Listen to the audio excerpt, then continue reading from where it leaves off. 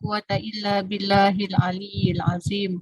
Allahumma salli ala Sayyidina Muhammad al-Fatihi lima ughliqa al-Khatimi lima sabaq nasiril haq bil haq wal hadi ila siratikal mustaqim wa ala alihi haqqa qadrihi wa miqdarihil azim. A'udzu billahi minasyaitonir rajim. Bismillahirrahmanirrahim. Alhamdulillahi rabbil alamin. Arrahmanir rahim. Maliki yaumiddin. Iyyaka na'budu wa iyyaka nasta'in. Ihdinas siratal mustaqim. Siratal ladzina an'amta 'alaihim ghairil maghdubi 'alaihim waladdallin. Amin. Bismillahirrahmanirrahim. Bismillahirrabbilazim wa rasulil karim wal malaikatil mukarrabin. Assalatu wassalamu alaika ya sayyidi ya Rasulullah. Uzbiyadi qalat hilati adrikni. La ilaha illallah wahdahu la syarika lah. Lahul mulk wa huwa ala kulli syai'in qadir. Raditu billahi rabba wa bil islami dina wa bi Muhammadin nabiyya wa rasulah. Subhanallah wa bihamdihi adada khalqi wa ridha nafsi wa zinata arsy wa midada kalimati. Allahumma salli ala Sayyidina Muhammad wa ala ali Sayyidina Muhammad. Allahumma taf alaina hikmataka wa anshur alaina min khazaini rahmatika ya arhamar rahimin. Walhamdulillahi rabbil alamin. Amin amin ya rabbal alamin. Assalamualaikum warahmatullahi wabarakatuh.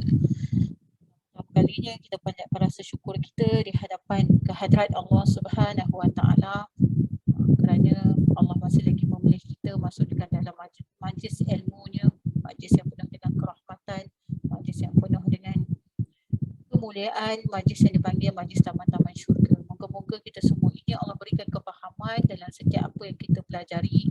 Allah didik hati kita, Allah didik diri kita ini menjadi sebenar-benar hamba, insya-Allah. Okay, alhamdulillah. Kita bertemu kembali dalam kupasan kitab Allah Syariat dan Hakikat, suatu penghuraian dalam masih lagi dalam kitaran dalam bab yang nombor 2, awal agama mengenal Allah. Pertama kali saya mohon ampun dan maaf abaikan je lah saya punya background belakang. Tadi saya buat jugalah visual background dah macam muka bercahaya sangat pula dah macam kelakar. So abaikan je lah. Kan bila anak saya ni padamkan je lah segala seni-seni yang berada di belakang tu. Okey, insyaAllah kita akan masuk pada muka surat yang ke-15. Kita akan sambung pada huraian yang seterusnya. Hak jasad adalah kaku terbujur yang tiada dapat berfungsi apa-apa walaupun ada mata, telinga, mulut, hidung, tangan, akal dan hati. Itu dipanggil hak jasad. Hak jasad tu yang kita boleh nampak lah kat tubuh badan kita. Mata, hidung, kaki semua tu, itu dipanggil jasadiah. Ia tidak dapat menepis walau seekor lalat ataupun nyamuk jika hinggap padanya. Maknanya membawa maksud walaupun lalat tu hinggap katalah kat pipi kita, kita tak dapat menepis sebenarnya. Sehakikat kita, hakikat hak jasad ni dia terbujurkan. Dia bisu. Hakikat jasad ni bisu, buta, pekak, tak ada nafas, bodoh, lemah dan tiada kehendak. Tiada siapa mahu menyimpan jasad kaku ini di dalam rumah walaupun di kalangan ahli keluarga yang amat menyayangi. Kalau kita baca tentang perenggan ini menceritakan tentang sifat-sifat jenazah, iaitu sifat-sifat jasadiah. Jasad yang kita nampak hari ni, yang kita nampak boleh bercakap ni kan, kalau kita tengok boleh melihat, boleh merenung semua ini, yang kita boleh nampak ni, ini apabila telah dimasukkan roh. Hakikat jasad kita ni ibarat seperti mayat. Jenazah itu adalah hakikat manusia. Maka kalau kita tengok jenazah, dia tak boleh buat apa-apa, itulah hakikat diri kita. Sebab tu kita kena banyak mengisafi akan diri kita. Kenapa kita nampak mulia? Kenapa kita nampak macam ada ilmu? Kenapa kita nampak macam bijak, kaya, mampu buat itu dan ini? Semuanya itu adalah kerana Allah masukkan roh ke dalam tubuh badan. Sebenarnya tak boleh apa-apa. Tak boleh buat apa-apa pun jasad kita. Kalau kita tengok, kalau ziarah orang meninggal, sebab itulah kita galakkan pertama menziarahi orang-orang yang meninggal, menziarahi kubur bagi mengisafi akan diri kita. Sebab diri kita ni tidak lebih terpalit daripada sifat-sifat keakuan. Sebab itulah kita kena belajar, kita kena mengaji untuk membuang keakuan ni. Kita nampak macam bagus sebab apa? Yang bagus itu sifat Allah. Sifat kita ni hina. Sifat kita ini dijadikan daripada air mani yang cukup hina. Bagi dekat, orang kata bagi dekat ayam pun ayam tak nak batuk. Tetapi bila kita ini dah ada segala kedekat yang Allah bagi, Allah titipkan ke dalam roh, kitalah jadi orang yang paling sombong dan tidak bersyukur. Merasai akan segala daya ni kita punya. Maka jasad adalah sarung untuk diri kita. Jasad kita ni dia panggil kerongsong. Ada orang panggil jasad ini adalah sebagai satu tempat. Kenapa kena ada jasad? Sebab dalam jasad itulah yang nak disimpan roh itu di alam dunia. Alam akhirat tak perlu jasad dah. Dekat alam dunia nak hantarkan roh, dia tak boleh tiba-tiba tak ada jasad. Tu orang panggil hantu. Tiba-tiba datang pula, orang bercakap dengan saya. Kenapa? Siapa cakap dengan Kak Zura? Tak ada roh yang datang.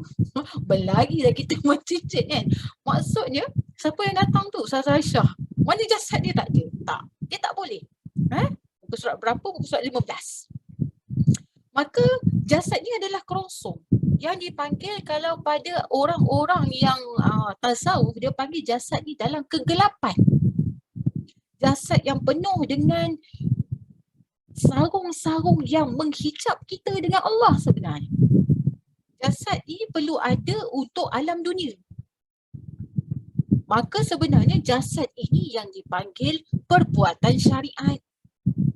Itu dia menghuraikan dalam kitab ini secara detailnya hakikat dan syariat. Sebab orang selalu bila dia dah berhakikat, dia buang syariat. Tambah-tambah orang yang belajar tinggi-tinggi tu kan, yang sampai akhirnya dia kata kita tak perlu dah buat macam ni. Sebab kita ni dia bersifat la haula wala quwata illa billahil aliyyil azim. Tak ada daya melainkan Allah titipkan daya. So saya kenapa tak boleh solat? Allah tak izin. Habis lah. Ramai orang macam ni. Kenapa tak pergi kerja? Allah bagi rezeki. Tapi syariat dia tuntutan kena ada usaha. Kenapa kita sakit? Allah suruh kita berusaha untuk sembuh. Bukan sakit, okey terlantar. Kak Narifah sakit yang inilah rezeki Allah. Allah sayang akak ni. Habis akak tak makan ubat? Tak. Biarlah akak menerimanya. Tak boleh. Syariatnya kita kena jumpa ahli dia. Kita kena makan ubat kan contohnya. Tapi kita tak boleh kata ubat tu menyembuhkan. Ini ujian buat kita. Ubat itu hanya sekadar perantara. Yang menyembuhkan tetap Allah Subhanahu Wa Taala. Maka diri kita telah beribu tahun. Ini bahasa kiasan. Di dalam alam roh memuji dan memandang Allah mengikut kadar yang diizinkan. Maksudnya, roh kita yang dekat dalam tubuh badan kita ni, dia pernah duduk di alam roh. Sebelum kita bertemu ni secara orang kata ritual ke, secara online ke, secara fizikal ke, kita pernah bertemu di alam roh. Kita semua ni pernah menghadap Allah. Kita pernah berdialog dengan Allah. Kita direct puji Allah. Itulah yang dipanggil roh. Roh kita pernah bertemu. Kadang-kadang kita pergi macam dalam satu keramaian macam kita kata, macam pernah jumpa dia ni. Tapi tak pernah, tak ingat kat mana. Itu di alam roh. Dan kemudian penzahiran dari segi jasadnya, kita bertemu di alam dunia. Yang kita bertemu ni. Roh kita ni pernah memuji dan memandang Allah, tapi dia kata mengikut kadar yang diizinkan oleh Allah Subhanahu Wa Taala. Maknanya ada tingkat-tingkat darjat. Tak semua orang dia boleh menghadap Allah dengan cara semua dapat seperti alim ulama, tidak. Maka firman Allah Subhanahu Wa Taala, A'udzubillahi minasyaitonirrajim. Alastu birabbikum qalu bala syahidna. Surah Al-A'raf ayat 172. Maka Allah bertanya kepada roh. Bukan tanya pada jasad. Adakah aku ini Tuhanmu? Jawab roh, ya. Bahkan kami menyaksikan engkau adalah Tuhan kami. Ketika mana ayat ini dibacakan terhadap roh? Ketika kandungan berusia 4 bulan di dalam kandungan rahim ibu kita. Sebab tu kadang-kadang kita tengok kalau dalam pregnancy ni, dia tak ada bila check baru 2 minggu. Baru 2 minggu ni tak boleh nak detect apa-apa. Jantung pun tak ada nak berdegup, tak ada. Setelah 4 bulan, dah sempurna kejadian dia, daripada seketul air mani itu dia bercantum sekian bin sekian jadilah darah. 4 bulan dia ketika itu sebelum roh diturunkan daripada alam roh untuk masuk ke alam rahim, alam dalam perut ini, ketika itulah roh ini buat perjanjian dengan Allah Subhanahu wa taala. Dia kata, alastu birabbikum, Allah tanya pada roh-roh kita semua ni, tidak terkecuali, termasuk orang kafir. Allah tanya, alastu birabbikum, maka roh kita jawab, qalu bala syahidna. Syahidna itu iaitu syahadah, saksikan, pengakuan. Syahid, dia mengaku. Bahkan kami menyaksikan engkaulah Tuhan kami. Dia ibarat macam ni. Perpisahan di antara roh dengan Allah daripada alam roh nak masuk ke alam rahim, dia macam perpisahan yang kita panggil sayonara lah. Sebab roh ini dia mencintai Allah. Dia tak nak pergi ke alam jasad. Tapi disebabkan Allah punya perintah, kita tak boleh nak lawan. Roh tak boleh lawan. Maka perpisahan ni macam kita lah. Berpisah dengan anak. Anak nak pergi overseas. Berapa tahun? 15 tahun contohnya. Ada rezeki saya balik mak, kalau tak ada rezeki mak doakan saya. Kita pun ingatkan pada dia. Ingat, andai mak panjang umur, kita ingatkan pada dia. Supaya dia jangan lupa. Maka perpisahan itu berlaku daripada alam roh. Berpisahnya roh dengan Allah masuk ke alam rahim. Alam rahim tu pun masih dibalut dengan Ar-Rahim Allah. Sifat pengasih Allah. Itulah perjanjian-perjanjian kita. Kita tengok hakikat yang dikatakan syahidna itu adalah related dengan syahadah kita. Dan semua yang berkumpul pada malam ini khusus, kita ni bersyukur tau. Syukur sangat sebab lahir dari Islam. Kita tak payah sombong mana nak kata. Makna nenek moyang cucu cicit keturunan kita ni memang dari Islam. Untung. Bertambah untungnya apabila kita ini umat Nabi Muhammad sallallahu alaihi wasallam. Sangat-sangat beruntung. Sebab tu Allah kata jadilah. La in syakartum la azidannakum. Banyakkan kau bersyukur.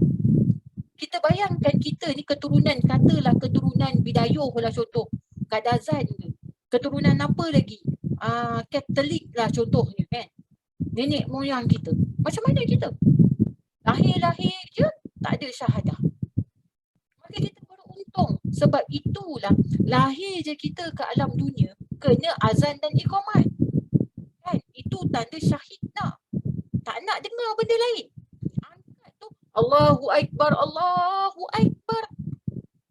Itu tanda Islam. Maka hakikat syahadah adalah menyaksikan dengan basirah. Basirah ni apa? Mata hati. Kata Nabi, kenal Allah dengan sifat-sifatnya melalui mata hati. Maka itulah kalau kita nak faham tentang memandang sifat Allah ini, relate dengan asma Allah lebih mudah untuk faham. Maka lafaz syahadah ini yang dikata bala syahidna tidak boleh diganti dengan apa-apa yang lain.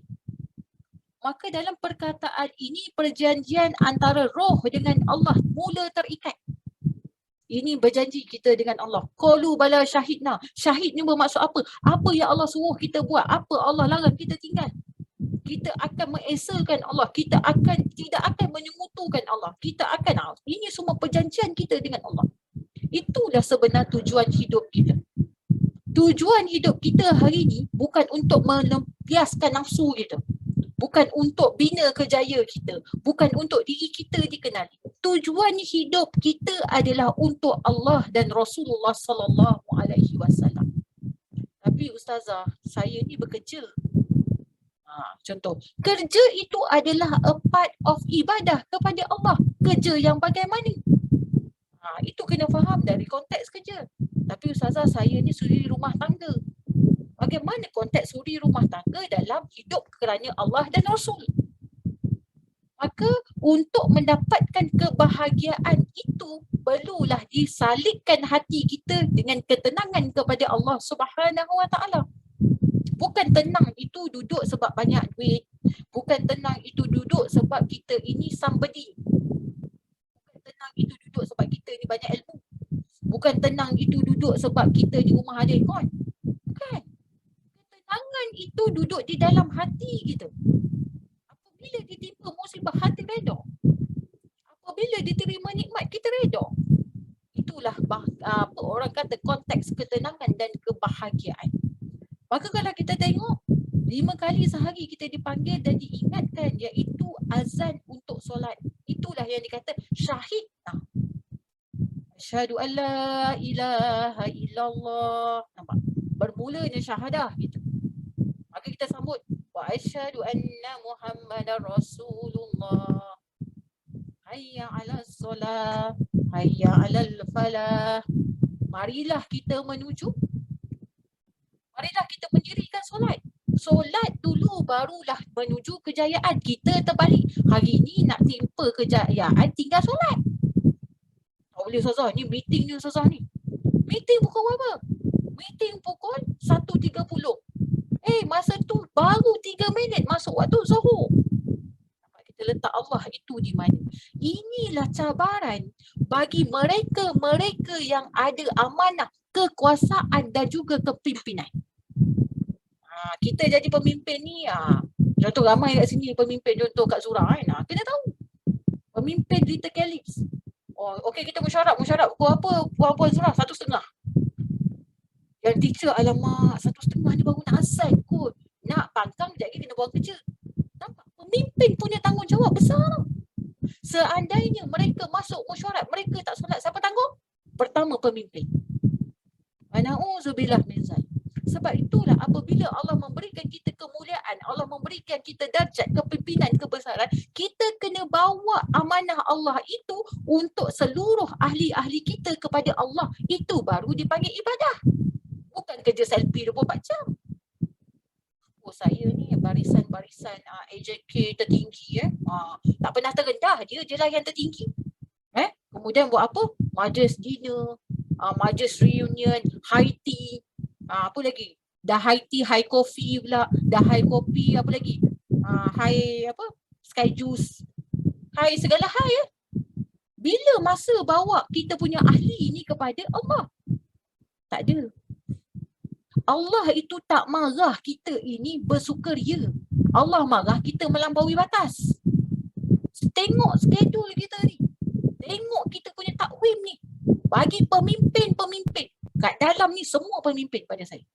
Hati-hati dengan amanah anda. Diri saya. Saya tak boleh. Ustazah lain lah. Allah bagi saya kebijaksanaan untuk bercakap. Maka saya tak boleh sewenang-wenang dia nak tidur dia 24 jam. Kenapa Ustazah ni ceramah? Itu tugas saya. Orang kata kena perkosah diri ni. Ikut nafsu tak nak 9 ya Allah, hari Isnin pula anak baru masuk sekolah. Ni buku teks ni nak kena. Tengok ni yuran ni nak kena bayar. Rasa nak tangguh je hari ni. Rasa tak? Tapi kenapa kita kena buat? Ini amanah kita dengan Allah. Itu tujuan hidup kita. Bila kita faham hidup kerana Allah dan Rasul, yang lain Allah akan bantu. Kenapa hidup kita susah? Sebab kita tak jaga benda ni. Sibuk jaga diri. Sibuk jaga department. Apa lagi yang sibuk? Jaga kilang lah. Jaga perniagaan lah. Jaga bisnes. Itu yang dia sibukkannya. Tapi dia lupa jaga Allah. Maka hidup mereka akan ditanyai satu persatu. Bagi mereka yang ada jawatan, peringatan lah, termasuk diri saya. Kalau yang gila-gila jawatan ni kadang-kadang rasa nak berusaha, nak apa orang kata melobi bagai nak jadi YB ke, dia bukan yang berbahagia. Kalau dulu guru saya kata, kau berbahagia, yang bodoh dia panggil. Yang bodoh dia panggil. Maka kita kena tengok, kita mampu tak pikul tanggungjawab tersebut. Bila ada amanah tu Allah letak, bagai satu batu besar letak atas kepala kita. Dia panggil extra homework, extra work, overtime. Kita ada tugasan sebagai isteri, kita ada tugasan sebagai seorang ibu, kita ada tugasan sebagai seorang jiran tetangga, tambah pula ada jawatan, ada lagi tugasan. Maka kita kena tengok, renung diri kita. Tapi Ustazah, seram lah Ustazah dengar, esok saya letak jawatan. Dah pula. Benda ni kena faham betul-betul lah. Dah pula orang cakap tu, kita cakap agar orang kata emphasize ataupun memperbaiki, penambah nilai, penambah baik. Bukan suruh berhenti kerja ni. Kalau macam tu Ustazah, saya berhenti esok. Sudah. Maka inilah sebenarnya yang perlu ada dalam diri kita. Dalam diri kita ni dia ada melibatkan 4 komponen. Yang pertama, dia ada rohani. Siapa dalam diri tak ada rohani? Bagi tahu. Bukan nama rohani rohani, kerohanian. Tak Ustazah, nama saya tak ni. Saya bukan rohani. Dia kena ada kerohanian. Yang kedua, dia kena ada jasad. Dah ada rohani, dia kena ada jasad. Sebab tu saya kata kalau tak ada jasad ni seram sikit. Dan yang ketiga, dia kena ada akal. Akal ini dia bertindak dengan emosi. Maka sebenarnya kita ini keempat komponen yang ada dalam diri kita. Rohani, jasadiah, akal, emosi ini perlu dihadapkan penuh dengan kepada Allah Subhanahu Wa Taala. Akal yang bagaimana? Akal yang sihat. Akal yang mengingati kepada Allah. Meniaga kerana Allah. Macam mana cara meniaga kerana Allah? Sekian bin sekian. Macam mana jadi pemimpin? Sekian bin sekian. Bagaimana nak kontrol emosi? Jangan nak marah membuta tu. Macam mana? Itu semuanya itu perlu dihadapkan kepada Allah Subhanahu Wa Taala. Maka sampai saat Allah mahu diri kita melihat dan memujinya di alam zahir, maka diri kita dimasukkan ke dalam sarung badan tadi, iaitu pakaian kita, jasad kita. Badan manusia dari pelbagai jenis keturunan yang berlainan warna kulit, bentuk badan dan sebagainya. Sebab itulah kita ni ada putih, ada gelap, ada sawo matang, ada kuning langsat, ada kuning musangking, semua ada. Kerana apa? Pelbagai. Roh ini sebenarnya, kalau kita nak tahu hakikat roh kita duduk di alam tinggi. Pertemuan di alam tinggi dengan alam jasad. Bercantum tu, berat sebenarnya. Roh ini sifatnya ada cahaya, bercahaya. Jasad kita dalam kegelapan. Bayangkan macam mana dia dekat dalam. Satu gabungan gelap dengan bercahaya. Dia bergabung. Sebab itulah kita diuji dengan nafsu. Nafsu kita yang tak tentu arah ni. Emosi kita tak berapa. Roh kita ni alam tinggi sebenarnya. Daripada alam tinggi. Jasad ni, alam jasad tau. Pertembungan tu. Sebab itulah roh ini yang perlu kita jaga lebih daripada jasad. Jangan heboh bagi makanan jasad sehingga kita lupa memberi makanan roh. Maka diri kita di alam roh telah mengenal Allah dengan pandangan yang dibuka secara kasyaf. Makna singkapan. Roh kita ni dia dah pandang Allah. Jangan tanya saya macam mana roh pandang Allah. Wallahu alam. Saya tak pergi lagi alam roh. Kalau pergi alam roh meninggallah saya. Dan dia memuji Allah dengan nur Allah, dengan cahaya Allah. Macam mana Ustazah dia puji dengan nur Allah? Wallahu alam bisawab. Satu benda yang kita tak boleh nak cerita. Diri kita, iaitu roh juga sebenarnya adalah bersifat kaku. Tiada baginya sifat melainkan Allah mensifatkan dia dengan diperlihatkan, diperdengarkan, diperkalamkan, diperhidupkan, diperkehendakkan, diperilmukan dan diperkuasakan tanpa alam zahir seperti mata, telinga dan lain-lain.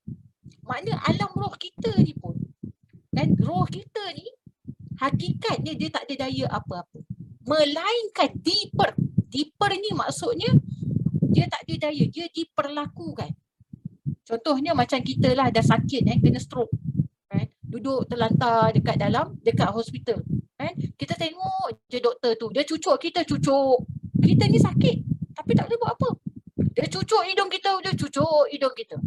Contohnya bila cukup dia rasa masa untuk bagi minum susu pakai tube kan. Kalau ikutkan perut kita ni dah kenyang tapi dah terkaku. Apa lagi?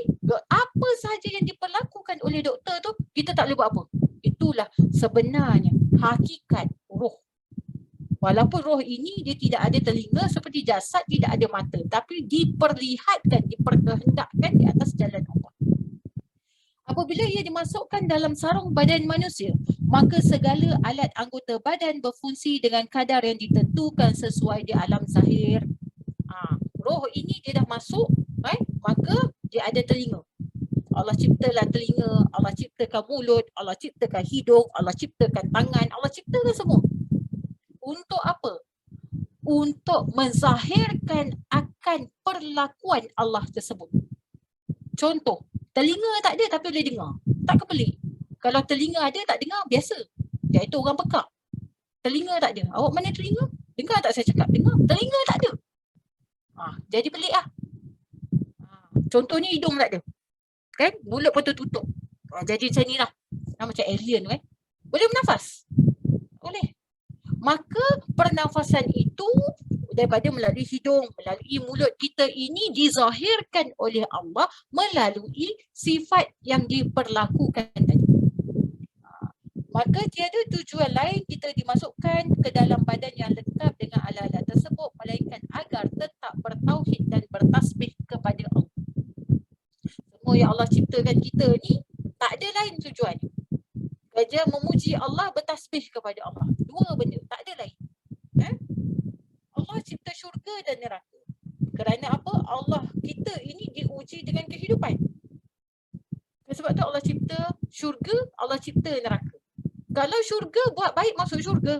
Kalau buat jahat masuk neraka. Itu maksud dia. Ada orang buat jahat masuk syurga dengan rahmat Allah, Ustazah. Kita ni masuk syurga atas rahmat Allah sebab Allah pilih kita, bukan sesiapa. Memanglah betul. Tapi bukan lesen kita buat jahat atas dunia. Ustazah, kita ni masuk kuliah pun Allah pilih, Ustazah. Bukan sebab kita hebat. Lepas tu dapat link, contoh dapat link kan, kuliah kan. Dapat link kuliah, Allah tak pilih saya. Boleh macam tu? Tak boleh. Dapat je link kita nampak tu, itu signal Allah suruh masuk. Manusia ini dia cekap. Dia cekap dalam menyalahkan Allah Subhanahu Wa Taala. Maka adakah kita masih beriman kepada Allah walau di alam dunia seperti di alam roh? Ini pertanyaan. Adakah kita hidup kat dunia ni umur dah setengah abad ni, masih lagi kita beriman atau tidak kepada Allah?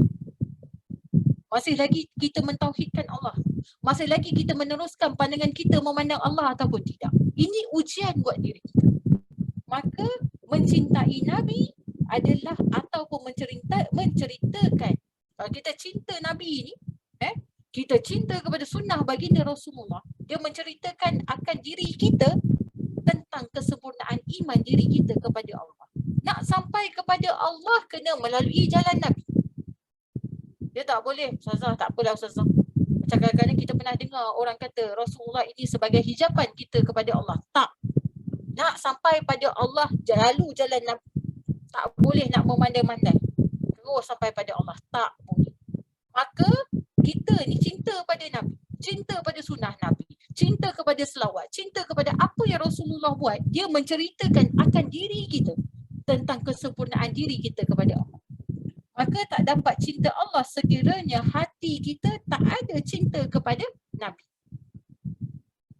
Tak dapat cinta Nabi sekiranya kita ini dalam hati tak ada cinta kepada Allah. Dia berpisah tiada. Maka firman Allah dalam surah Az-Zariyat ayat 56, a'udzubillahi minasyaitonirrajim wa ma khalaqtul jinna wal insani illa liya'budun. Tidak aku jadikan jin dan manusia melainkan untuk mengabdi diri kepada. Ini ciptaan, tujuan hidup untuk Allah. Yang nyata. Hatta jin pun Allah cipta untuk mengabdikan dirinya kepada Allah. Maka kita diperintahkan mentauhidkan Allah dalam pandangan kita, dalam pendengaran kita, dalam pernafasan kita, rasa kita, sentuhan dan gerak dalam diam. Semuanya itu kita balikkan pada Allah. Pandangan kita nampak. Bukan mata yang memberikan kita melihat, tetapi Allah ya basir yang memberikan penglihatan itu. Ada orang ada mata tapi buta. Yang dia tak ada apa? Penglihatan. Ada orang ada mulut ada tapi dia tak boleh bercakap. Bukan kerana mulut ini yang mampu membuatkan kita bercakap. Ada orang ada telinga tetapi ianya pekak. Macam mana cara dia pekak? Telinga ada tapi dia tak mendengar. Sebab yang memberi pendengaran itu namanya Allah, ya Samik, yang maha memberi pendengaran. Maka firman Allah Subhanahu wa taala, fa aina ma tawallu fasama wajhullah. Maka kemanapun kamu menghadap, di situ ada wajah Allah. Wajah Allah ini maksud apa? Nama, sifat, af'al Allah yang dipanggil apa? Asma wal sifat. Contohnya dekat dunia kita nak empat nikmat dan musibah. Di sebaliknya itu sebenarnya ada apa? Ada tentang kebesaran Allah Subhanahu wa taala. Maka semuanya itu akhirnya mencapai pada tahap redha kita pada Allah. Kemudian ditambah lagi wa huwa ma'akum aina ma kuntum. Allah bersama dengan kamu di mana saja kamu berada. Surah Al-Hadid ayat 4.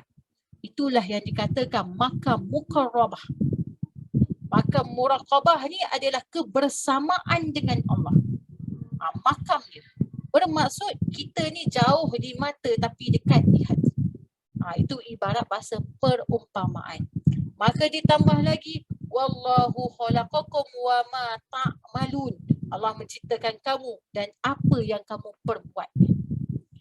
Ayat As-Saffat ni menunjukkan bahawa Allah cipta kita dan apa yang kita perlakukan hari ini adalah perbuatan dan perilaku Allah Subhanahu wa taala. Kita tak ada daya nak bercakap, nak menulis, nak itu, nak apa, tak boleh. Semuanya Allah berlaku, gerak-geri Allah. Tangan diangkat oleh Allah, diatur, dimandikan, semua sifat-sifat Allah. Sebenar-benar. Begitu juga kita diwajibkan mentauhidkan dirinya dalam perbuatan yang merangkumi aspek kesyumulan kehidupan insan sama ada dalam ibadah, pendidikan, perubatan, pekerjaan, perniagaan, makan dan minum, perkahwinan, politik, perundangan, hiburan, pergaulan, akhlak, budaya dan lainnya. Semua yang disebut ni dalam alam dunia kena mentauhidkan Allah. Bukan kata dengan Allah ni dengan kuliah agama je. Okey, Allah ni ada kat mana? Dekat masjid surau je. Tak dekat mana-mana pun kena ada Allah bersama dengan kita. Ustazah, macam mana kalau kita masuk tandas nak bawa Allah juga ke? Memanglah masuk tandas tu janganlah berzikir. Waktu kita duduk ni kodok hajat ni, kodok hajat kencing ke berak tu, dalam kepala otak kita jangan menung je. Tak. Fikir kebesaran Allah. Macam mana boleh keluar air kencing tu? Macam mana boleh keluar? Itu kebesaran Allah. Bukan duk menung. Maknanya berpisah tiada dengan Allah ni. Walaupun kita masuk dalam tandas. Ustazah, macam mana masa dalam tidur Ustazah kita nak ingat Allah? Sebelum tidur tu bacalah segala-galanya. Bukan baca Facebook, bukan baca Instagram, bukannya baca TikTok. Allah suruh kata apa? Iqra, bacalah dengan nama Tuhanmu. Bacalah laqad ja'akum ke bismikallah Allahumma wa bihamdika, nak tutup aja. Bismikallah Allahumma ahya wa hamud. Baca. Maka nak kenali potensi diri kita ni, Allah alirkan dengan bagaimana berpotensikan kepada minat dan pekerjaan. Ini dia nak tahu potensi diri kita ni. Sebab tu macam seronok dia jadi penceramah. Bila dia berceramah seorang pun tak faham. Sebab potensi diri dia tak ada. So boleh faham tak? Kadang-kadang orang kata, Ustazah saya memang teringin jadi cikgu. Sekali dia jadi cikgu. Jadi cikgu harap. Bukan kata anak murid tak faham. Dengan dia sendiri tak faham apa dia hujah. Maka Allah ini dia memberikan potensi diri kita ni berdasarkan apa yang kita minat. Contoh minat memasak. Itulah contohnya. Contohnya kita minat apa? Minat cantik-cantik itulah kita punya potensi diri. Olah.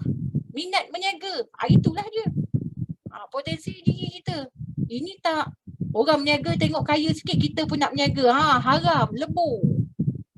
Orang habiskan modal RM10,000, kita RM20,000 bagi, nak kaya cepat. Lepas tu jadi apa? Timbunan stok kat belakang. Kenapa Ustazah? Dia berniaga terus jadi. Memanglah potensi diri dia.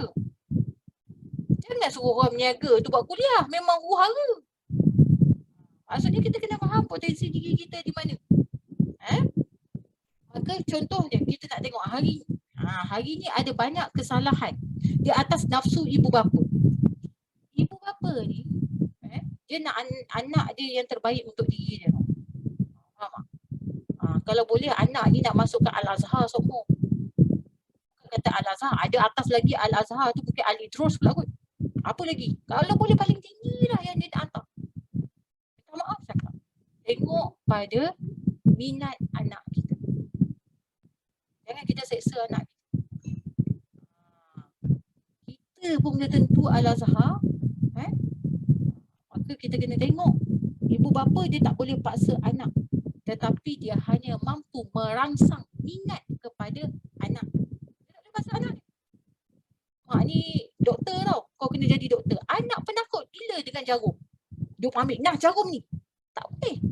Hanya boleh merangsang minat. Itu je. Kita sekadar itu saja. Kita tak boleh paksa anak kita. Bagilah mereka buat keputusan di atas diri mereka sendiri. Bila dia dah jatuh tergolek, gedegang-gedegung sampai patah lutut apa semua, dia patah balik kat kita. Betul lah Mama cakap macam tu, patut daripada dulu lagi jadi doktor. Tapi mungkin umurnya ketika itu dah tak layak jadi doktor. Habis dia jadi apa? Jadi perawat. Doktor lah juga. Contoh. Macam dulu saya daripada kecil sampai ke besar. Kalau kan kita pergi sekolah tu kan, ada borang. Apa cita-cita? Nombor 1 cikgu. Sampai tingkatan 5. Sampai tingkatan 5 kan. Akhirnya cita-cita ni memang nak jadi cikgu. Sebab apa? Ingat dulu arwah mak saya. Apa-apa nanti jadi cikgu tau. Justru saya jadi cikgu. Kita pun ingat setiap kali nak tulis cita-cita tu, ingat mak cakap cikgu. Dan alhamdulillah kan, saya tak jadi cikgu sampai sekarang. Itulah. Dalam cita-cita tu cikgu bertahun-tahun tu, tak jadi cikgu. Akhirnya dia bagi jadi ustazah. Cikgu dah juga okey lah tu kan. Walaupun dah terlambat. Maka sebenarnya walaupun tak pergi sekolah, duduk dekat papan hijau nulis-nulis ke tak apalah, jadi cakap cikgu pun okey lah. Adalah ibarat konon-konon ada anak murid lah, konon kan. Maka sebenarnya itulah yang kita kena tengok akan potensi diri kita. Maka bila kita dah faham akan potensi diri kita, apa yang Allah berkehendak dalam diri kita, dah tak ada sebenarnya rasa hasad dan dengki sebenarnya. Bila kita faham. Kita meniaga tak menjadi-jadi. Orang tu kan tak meniaga pun menjadi tau. Macam mana cara tak meniaga menjadi? Tu pasal pun pelik juga kan. Kadang-kadang kita tengok orang tu kan, dia jual ikan bilis pun jadi. Laku aja. Kita bukan kata ikan bilis, ikan jerung pun kita jual. Tak laku-laku. Sebab apa? Bukan potensi diri kita nak meniaga. Dia ada orang meniaga ni. Macam mana nak cakap? Saya pun tak reti je. Saya kadang-kadang tengok, gila lah jual macam ni. Mahal ada orang beli Dia kata ada orang beli, cuba saya jual. Memang haram tak ada orang beli. Maka sebenarnya memang dia dah diolah diri mereka itu. Potensi diri dia. Kadang-kadang kita tanya, guru-guru tanya Dika, macam mana awak boleh ajar anak ni? Memang Allah bagi ke dia? Kita ajar juga anak. Sebab itulah, petua je. Kalaulah kita guru macam mana guru sekalipun, ustaz ke ustazah ke alim ulama pun, kita tak boleh didik anak kita tau. Lain macam dia punya cara tau. Patah giuk anak kita kerja kan. Tapi bila kita hantar anak kat cikgu kan, anak balik, Ma tadi kan ustaz rotan dekat tangan ni berbirat. Kita pergi jumpa ustaz esok. Ustaz ni nak mengajar ke nak dera anak? Cuba kalau kita ajar tengok. Cakap senang. Nak anak jadi alim ulama. Tapi bila kena rotan sikit marah. Kan? Dia pula kata, ustaz ni ingat apa nak dera? Kalau saya jadi macam tu tak apalah. Tak apalah puan, ambil lah anak puan tu, dia ajar sendiri. Pergi ajar, biar dia tahu. Bukan kata berbirat dia tangan, mau patah riuk. Sebab saya pun diuji masa awal-awal dulu kan, PKP anak PDPR, ya Allah, ya Tuhan. Kita saya rasa kalau suruh kuliah pada pagi sampai malam tanpa break, insyaAllah. Ini tak, dia PDPR kan dia bawa buku homework kan. Kita pun baru tahu tahap kepintaran anak kita kan. Baru saya kata, ya Allah, memang betul lah cikgu ni memang penyabar betul lah. Saya tengok kalau cikgu buat PDPR tu kan, dia layan je budak je tau. Kalau saya memang saya tutup kuliah rasa je kan. Kata, buka ni okey, mana yang lain? Sanggup cikgu tu tunggu. Macam-macam cikgu buat. Joget-joget lah kan, nak tarik perhatian anak-anak kita ni. Dia pun bawa lah matematik masa tu saya ingat. Saya ajar sehari je. Tahu apa jadi? Pepari patah kat surau weh. Oh dah tak jadi dah saya esok tu. Tobat lahum dah tak ajar dah. Nampak macam senang Ui, dia punya ayat kat mulut dia. Ya Allah, macam machine gun tembak anak. Ustazah tu hilang. Suara saya bolehlah dengar agaknya satu bangunan dia punya dah ajar anak. Saya memang kurang sabar untuk didik anak memang tak boleh lah memang. Anak saya ni buat sampai menangis-nangis. Air mata ni. Saya kata padam. Dia dah garang bukan main. Ya Allah, na'udzubillah. Ya Allah. Anak ni dia kena ajar dengan lenggok Saya ni lenggok kurang sikit Satu tambah satu berapa? Tak apa dia jawab sebab apa takutnya pasal gugup. Sebab kita sergah dia kan. Maknanya dalam kepala otak dia tu semua blank. Dah saya kata dia ni tak berapa panjang. Kau pergi sekolah berapa tahun ni kau belajar apa? Kita pula marah dia kan. Allahu Akbar. Bukan senang Bila kita faham tentang potensi diri, maka kita tengok, tak ada rasa cemburu, tak ada rasa iri hati tau sebenarnya. Tapi bila kita tak faham tentang potensi diri ni, mulalah kita iri hati. Mulalah sebut kita nak jadi macam orang tu, memang tak jadi ya. Saya Ustazah nak jadi macam Vida Ustazah. Apa dia buat selamba. Jadi ya. Orang tu kena kecam macam kebal, kita kena belum kena kecam dah menangis. Kita jangan kita nak jadi seperti mereka. Jadilah seperti diri sendiri. Apa yang Allah titip. Ustazah, saya meniaga karipap Ustazah dah 16 tahun tau. Tapi macam ni juga hidup saya. Saya ingat saya nak bertukar Ustazah. Nak jadi apa? Saya ingat saya nak jadi guru tadika. Macam Kak Zura tu macam okey je pendapatannya. Cuba buat. Cuba buat. Kita boleh nampak, kita nampak macam orang tu macam sempurna je. Nampak macam orang tu okey je. Wah, dia ni buat sikit income masuk banyak-banyak. Banyak masuk, banyak keluar. Baiklah genting karipap. Maka sebenarnya itulah kita faham akan potensi diri. Namun apabila diri kita berada dalam badan, segala makrifat kita telah terjinjing oleh dua daging, iaitu daging dalam kepala otak kita ni dan daging di sebelah kiri kita, iaitu jantung kita. Pada otak dinamakan akal, pada jantung dinamakan nafsu. Akal membawa kita kepada logik akal. Ini dipanggil golongan Mu'tazilah. Dan nafsu mengajak kita kepada ketuhanan diri yang dipanggil Qadariyah. Yang ini insyaAllah nanti kita akan huraikan lebih dalam. Maka segala maklumat dalam alam roh, alam jabarut, alam malakut tersimpan kukuh dalam sir, iaitu rahsia sanubari setiap insan. Suara saya makin perlahan. Kak Zura, perlahan ke suara saya? Okey je Ustazah, cuma bunyi kipas tu je. Ya je. Bunyi kipas panas. Patut lembut. Dia tak dengar. Admin tu yang tak dengar. Kak Zura suruh dia ulang balik apa saya cakap. Mungkin tak dengar suara saya, mungkin suruh dengar je.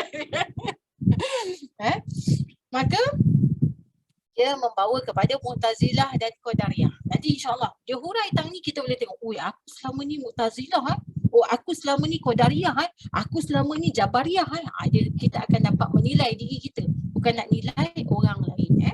Maka segala maklumat dalam alam roh dipanggil rahsia dalam diri kita. Ia tidak hilang dan perlu dibuka kembali agar tiada tertipu dengan keindahan dunia dan mengingatkan kembali asal diri kita. Okey, semua nak dapat ni macam mana? Mengaji, amalan, zikrullah, solat, buat baik. Itulah semuanya. Maka Al-Quran dan hadis adalah cahaya yang memberi petunjuk bagi segala rahsia dalam rahsia. Dahlah rahsia, dalam dia ada rahsia. Tu bahasa pelik. Maknanya dia bukannya sesuatu yang benda yang kalau kita baca tu selapis tu boleh faham terus. Tak.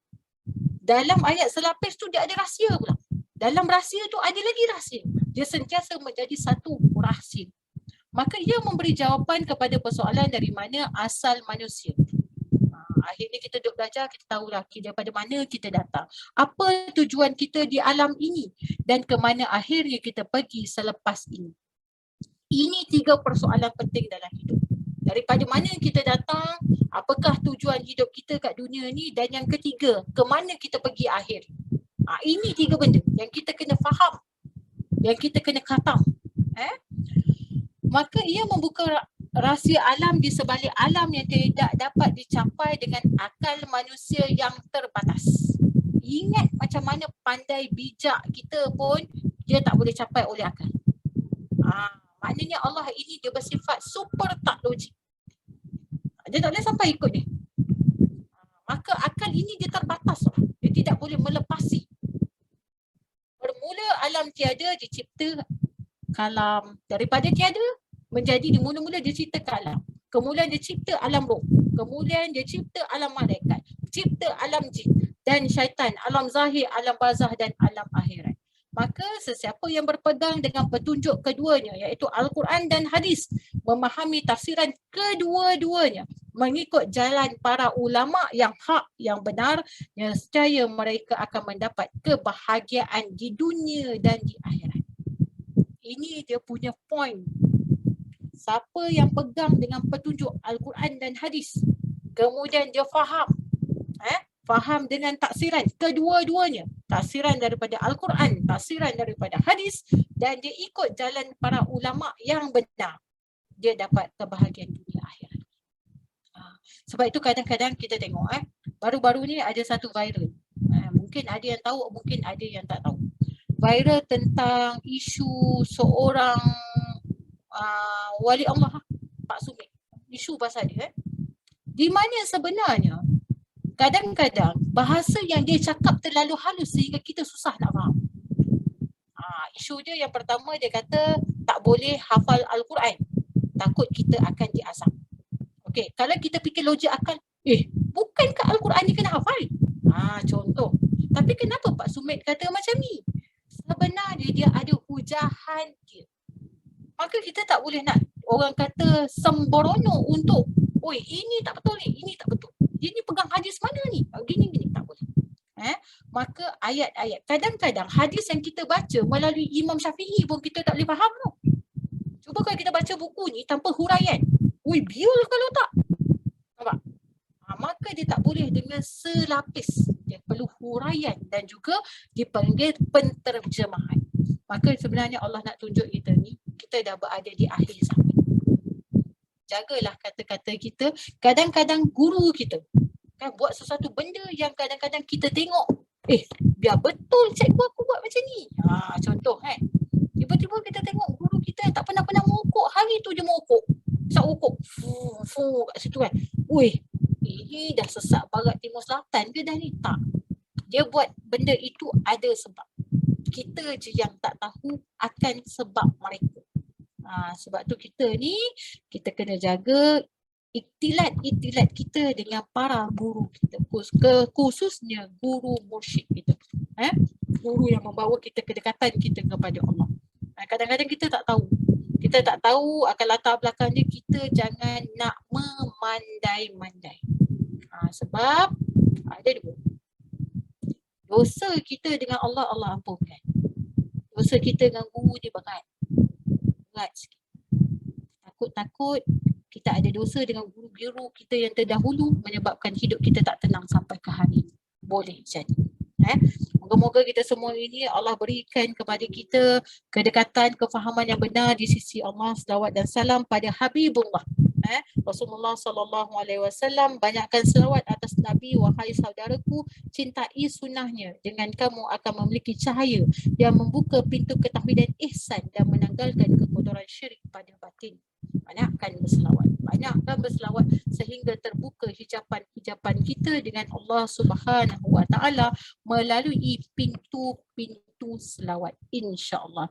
Maka untuk kuliah pada malam ini sekadar itu saja, insya-Allah. Kita akan sambung nanti asas-asas ilmu tauhid pada kuliah yang akan datang. Maka wallahu alam bissawab. Kita tangguh dengan tasbih kifarah dan juga surah Al-As. Bismillahirrahmanirrahim. Subhanakallah wa bihamdika asyhadu an la ilaha illa anta astaghfiruka wa atubu ilaik. Bismillahirrahmanirrahim. Wal-'asr innal insana lafi khusr illa allazina amanu wa 'amilus solihat wa tawasaw bil haqq wa tawasaw bis sabr. Wabillahi taufiq wal hidayah. Assalamualaikum warahmatullahi wabarakatuh. Waalaikumsalam warahmatullahi wabarakatuh. Terima kasih, Sarah. Apa lagi? Assalamualaikum. Salam. Apa lagi? InsyaAllah. Terima kasih Ustazah. Assalamualaikum. Salam. Tak nampak dia yang tak gelap. Itulah. Tak perasan.